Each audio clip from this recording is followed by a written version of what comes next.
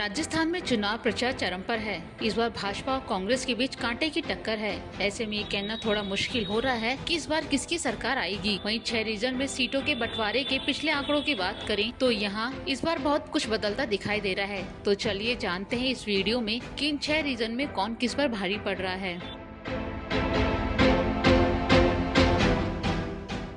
मेवाड़ बागड़ अंचल की बात की जाए तो उसमें कुल 28 सीटें आती हैं। राजनीतिक तौर पर इस अंचल का गठन उदयपुर की 8, राजसमंद की 4, चित्तौड़ की 5, प्रतापगढ़ की 2, बांसवाड़ा की 5 और डूंगरपुर की 4 सीटों से होता है। इसमें उदयपुर में 5, डूंगरपुर में 4, प्रतापगढ़ में 2, बांसवाड़ा में 5 सीटें अनुसूचित जनजाति और चित्तौड़गढ़ की 1 अनुसूचित जाति के लिए आरक्षित है। पिछले चुनावों में भाजपा ने कांग्रेस पर बढ़त बनाई थी। माना जा रहा है कि इस बार भाजपा मेवाड़ बागड़ में जीत हासिल कर सकती है। हालांकि भाजपा के वरिष्ठ नेता गुलाब चंद कटारिया की वजह से पार्टी को नुकसान उठाना पड़ सकता है। भाजपा ने उन्हें असम का राज्यपाल बना दिया है। वहीं मेवाड़ से बीपीटी और बाप पार्टी कांग्रेस को नुकसान पहुंचा सकती है। विधानसभा चुनाव 2018 में बीपीटी ने 2 सीटों पर जीत हासिल की थी। इस बार बीपीटी में 2 फाड़ हो गए हैं। विधायक राजकुमार राउत और राम प्रसाद ने भारतीय आदिवासी पार्टी यानी बाप का गठन कर लिया है। सियासी जानकारों का कहना है बीपीटी की फूट का कांग्रेस को लाभ मिल सकता है।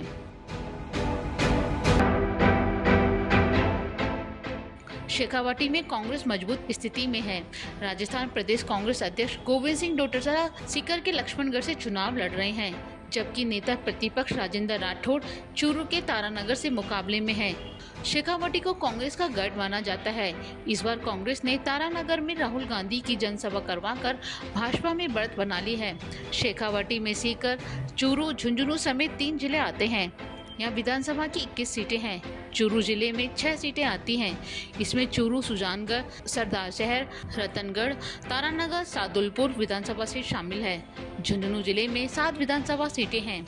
इसमें खेतड़ी, मंडावा, झुंझुनू, नवलगढ़, उदयपुरवाटी, पिलानी और सूरतगढ़ शामिल हैं। इसी तरह सीकर जिले में 8 विधानसभा सीटें हैं। इसमें नीमका थाना, दाता रामगढ़, लक्ष्मणगढ़, खंडेला, सीकर, धौंद, श्री माधोपुर और फतेहपुर विधानसभा सीटें हैं। विधानसभा चुनाव 2018 में भाजपा को शेखावाटी की 21 सीटों में सिर्फ 4 सीटों पर ही जीत मिली थी। 1 सीट बसपा और 1 सीट निर्दलीय विधायक के खाते में चली गई थी। सबसे ज्यादा 15 सीटों पर कांग्रेस ने कब्जा जमाया था। राजस्थान का हाड़ौती इलाका भाजपा का मजबूत गढ़ माना जाता है। पिछले 30 साल में भाजपा कांग्रेस से आगे रहती आई है। इस बार गहलोत की यूडीएच मंत्री शांति धारीवाल ने कोटा में विकास कार्य खूब करवाया है। इसके बावजूद भी वो कड़े मुकाबले में फंसे हुए हैं। हाड़ौती संभाग में कुल 4 जिले आते हैं, जिसमें कोटा, बूंदी और 12 झालावाड़ हैं। इनमें 4 जिलों की 17 विधानसभा सीटें हैं। हाड़ौती के 4 जिलों की 2018 में विधानसभा चुनाव में कुल 17 सीटों में भाजपा ने 10 और कांग्रेस ने 7 पर जीत हासिल की थी।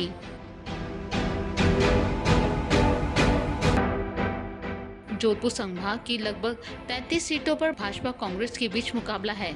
मारवाड़ रीजन में जोधपुर, जैसलमेर, बाड़मेर, पाली आदि जिले आते हैं। पिछले चुनावों में कांग्रेस को सफलता मिली थी। सीएम अशोक गहलोत जोधपुर से आते हैं।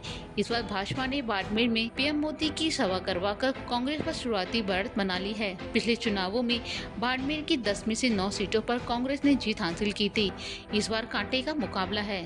हालांकि हनुमान बेनीवाल की पार्टी ने बाड़मेर में ज्यादातर सीटों पर त्रिकोणीय मुकाबला बना दिया है। ढूंढान में विधानसभा की 58 सीटें आती हैं। जयपुर समेत शहरी सीटों का बड़ा हिस्सा इसी क्षेत्र में आता है। यहाँ मुस्लिम और एससी आबादी अच्छी खासी है। इस रीजन में हिंदुत्व और सांप्रदायिक ध्रुवीकरण के बड़े मुद्दे हैं। पूर्वी राजस्थान के अलवर, भरतपुर, दौसा, कुटौक, सवाई माधोपुर, जयपुर, करौली और धौलपुर ढूंढान में आते हैं। पिछली बार कांग्रेस को सफलता मिली थी। इस बार कहीं बीएसपी कांग्रेस का खेल बिगाड़ सकती है।